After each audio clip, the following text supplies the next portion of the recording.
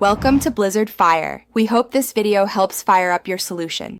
Open 2 5-ounce cans of tuna, drain thoroughly, and flake the tuna with a fork to avoid large chunks and to improve texture. Measure 3 tablespoons mayonnaise and 2 tablespoons plain yogurt for a balanced creaminess and fewer calories than mayo alone.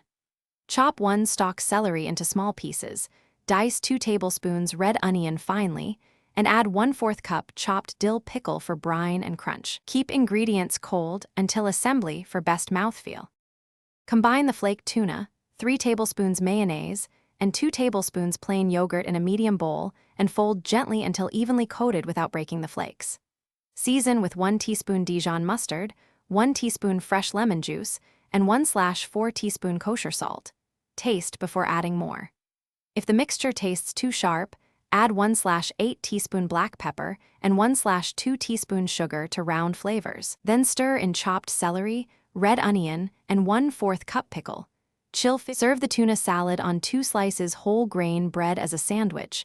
Spoon it over 2 cups mixed greens for a lighter meal, or stuff into half an avocado for a low-carb option. Portion leftovers into an airtight container, press plastic directly on the salad surface to minimize air, and refrigerate. Use within 3 days for best safety and texture.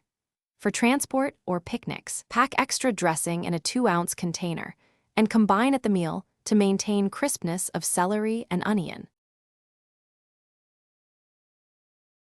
Thanks for watching. If you found this helpful, don't forget to like and subscribe.